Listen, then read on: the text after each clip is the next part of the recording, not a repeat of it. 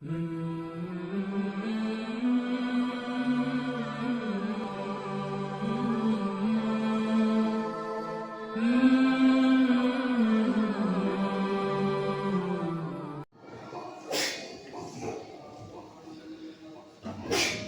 اللہ الرحمن الرحیم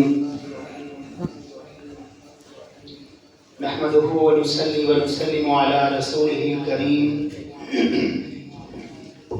اما بعد فاعوذ باللہ من الشیطان الرجیم بسم اللہ الرحمن الرحیم کتاب انزلناه الیک لتخرج الناس من الظلمات الى النور صدق اللہ العظیم ان اللہ وملائکتہ یصلون علی النبی یا ایہا الذین آمنوا صلوا علیہ وسلموا تسلیما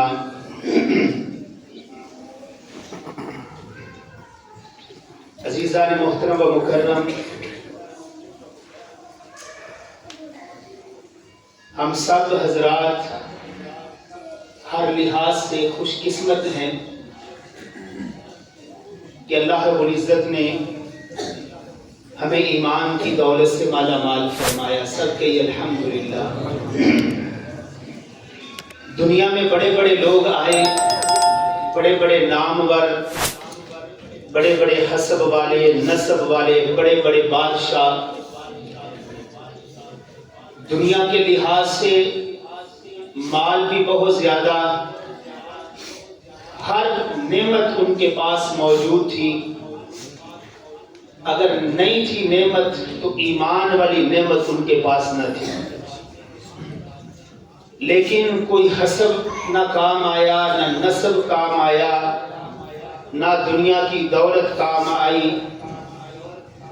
تو وہ سارے لوگ جہنم کا بالن بن گئے۔ میں اور آپ اگر گہرائی میں جائیں، غور و فکر کریں، اللہ نے اتنی نعمتیں عطا فرمائی ہیں۔ گزشتہ دنوں مدینہ منورہ میں میں موجود تھا، تو وہاں پر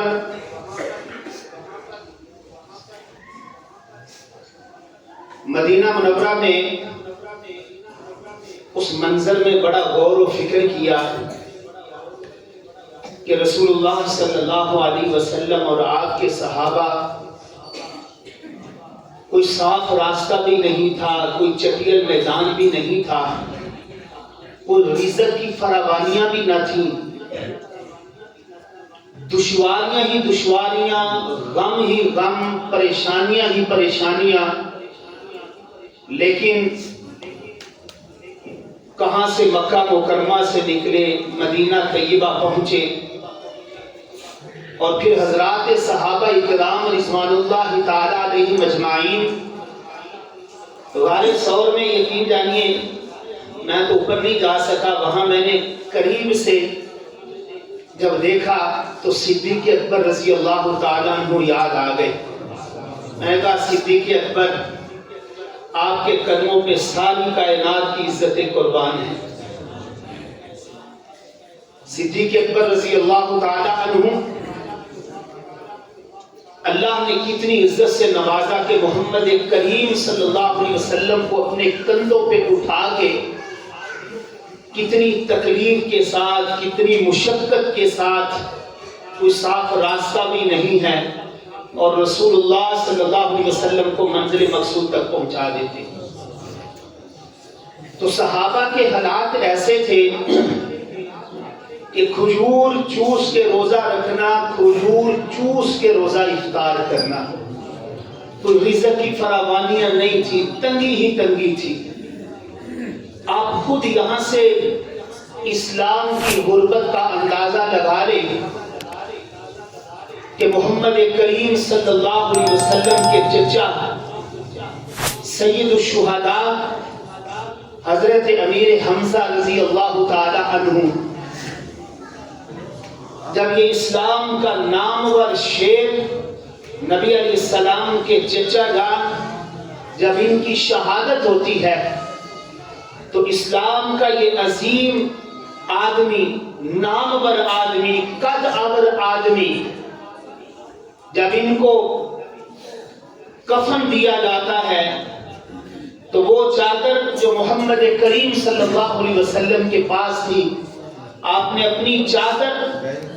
مرحمت فرما دی، اور دیکھیے اس چادر کو سر کی طرف کرتے ہیں تو پاؤں ننگے ہو جاتے ہیں، اور اگر اس چادر کو پاؤں کی طرف کرتے ہیں تو سر ننگا ہو جاتا ہے۔ یعنی پوری چادر جسم ڈھانپنے کو نہیں مل رہی، لیکن اسلام نے کتنی ترقی کی۔ ان لوگوں کے پاس، میں وہاں پہ سوچ رہا تھا کہ ہمارے پاس رزق کی فراوانیاں بھی ہیں، بے شمار اللہ کی نعمتیں بھی ہیں، صحت بھی ہے، تندرستی بھی ہے، جوانی بھی ہے، مال بھی ہے، گھر بھی ہے، اولاد بھی ہے، رزق بھی ہے، کاروبار، سب کچھ ہمارے پاس موجود ہے۔ لیکن میں اس دن درس میں کہہ رہا تھا، ہم ایک دوسرے کا گلہ شکوہ تو کرتے ہی کرتے ہیں، دوستوں میں آپس میں ایک دوسرے کا گلہ شکوہ کر دیا، بھائیوں میں کوئی بات ہو گئی ایک دوسرے کا گلہ شکوہ کر دیا، ہمسایوں کا گلہ شکوہ کر دیا۔ اب تو ہم یہاں تک پہنچ چکے ہیں کہ یقین جانیے جب ہم شکوے گلے کرنے پہ آتے ہیں تو اپنے رب کو بھی نعوذ باللہ معاف نہیں کرتے۔ اس نے ہمیں دیا کیا ہے؟ اس نے ہمیں، اللہ کے بندو ہمارے پاس ہے کیا تھا؟ ہم تو بے بس تھے، جب دنیا میں آئے تو ہمارے بدن کے اوپر کپڑا تک نہیں تھا۔ ہم دنیا میں جب آئے ہم تو اتنے بے بس تھے کہ ہم تو کوئی چیز بھی نہیں مانگ سکتے تھے کہ مجھے کوئی چیز مل جائے، اور میرا رب جو ہے اس معصومیت کی حالت میں، وہ بچہ معصوم ہے، وہ رو رہا ہے، اب اس کی تربیت کون کر رہا ہے؟ میرا اللہ اس کی تربیت کر رہا ہے کہ تو رونا شروع کر دے، جب تو روئے گا تیری ماں سارے کام چھوڑ کے جو ہے وہ تجھے اپنے سینے کے ساتھ لگا دے گی۔ تو میرے بھائیوں، اللہ کی ہر نعمت ہونے کے باوجود یہ دنیا ہے،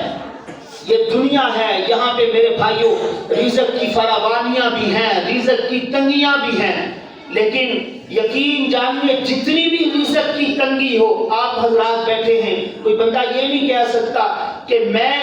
بھوکا سویا ہوں، میرے گھر میں کھانے کو کچھ بھی نہیں تھا، اپنی مرضی سے بھوکا سو گیا، علیحدہ بات ہے، لیکن اللہ کتنی رزق کی فراوانیاں کر رہا ہے۔ گناہ ہم اتنے کر رہے ہیں کہ شمار بھی نہیں ان کو کر سکتے، گناہ دن بہ دن بڑھ رہے ہیں۔ گزشتہ ہفتے دیکھیے، میں اور آپ غور و فکر کریں، میں نے اور آپ نے غور و فکر کرنا ہے اپنے گھروں میں جا کے کہ میری زندگی میں کتنے رمضان آئے، اور ان رمضانوں میں میری زندگی میں 50 سال رمضان آیا،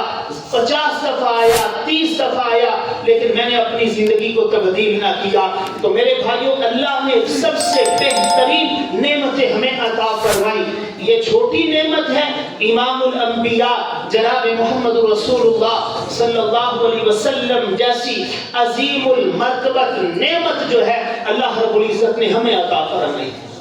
جس نعمت کو پانے کے لیے بڑے بڑے حضرات دعائیں کرتے رہے، بڑے بڑے راہب، بڑے بڑے پارسا، بڑے بڑے پہنچے ہوئے لوگ اللہ سے دعائیں مانگتے رہے، لیکن اللہ رب العزت نے سب سے قیمتی شخصیت، سب سے بہترین شخصیت، سب سے عظیم الشان پیغمبر امام الانبیاء جناب محمد رسول اللہ صلی اللہ علیہ وسلم ہمیں عطا فرمائے ہیں۔ یہ تھوڑی نعمت ہے، پھر اللہ رب العزت نے کتنی بڑی نعمت عطا فرمائی کہ اللہ رب العزت نے وہ کتاب جو ساری کتابوں کی سردار ہے، جسے کلام اللہ کہا جاتا ہے، جس کو میں نے اور آپ نے اتنا مظلوم بنا دیا ہے، کوئی فوت ہو گیا تو اس کے ختم کے اوپر بس اس کو پڑھنا ہے، کوئی نئی دکان بنائی تو بس دکان کا دروازہ کھولنے کے بعد اس کو پڑھنا ہے، گھر نیا بنایا تو اس وقت اس کی تلاوت کرنی ہے۔ میرے بھائیوں، آپ غور و فکر کریں، قرآن مجید کے، میں اس کا انکار نہیں کر رہا، آپ دکان پہ پڑھیں گے اللہ کی رحمتیں آئیں گی، آپ گھروں پہ پڑھیں گے اللہ کی رحمتیں آئیں گی، آپ میں جنگل میں قرآن پڑھیں گے جنگل میں بھی اللہ کی رحمتیں آئیں گی، لیکن یقین جانیے قرآن مجید کے نزول کا یہ مقصد نہیں ہے، مقصد نہیں ہے۔ قرآن مجید کے نزول کا اصل مقصد کیا تھا؟ کتاب انزلناہ الیک لتخرج الناس من الظلمات الی النور. قرآن مجید کے نزول کا اصل مقصد یہ تھا ہم اس کو پڑھتے، ہم اس کی تلاوت کرتے، ہم اس کے اوپر عمل کر کے اپنی زندگی سے جو ہے وہ شرک کے اندھیروں کا خاتمہ کرتے. حضرت استاد محترم تشریف لا چکے ہیں، میں اپنی بات کو یہیں پہ ختم کرتا ہوں. اللہ عمل کی توفیق نصیب فرمائے.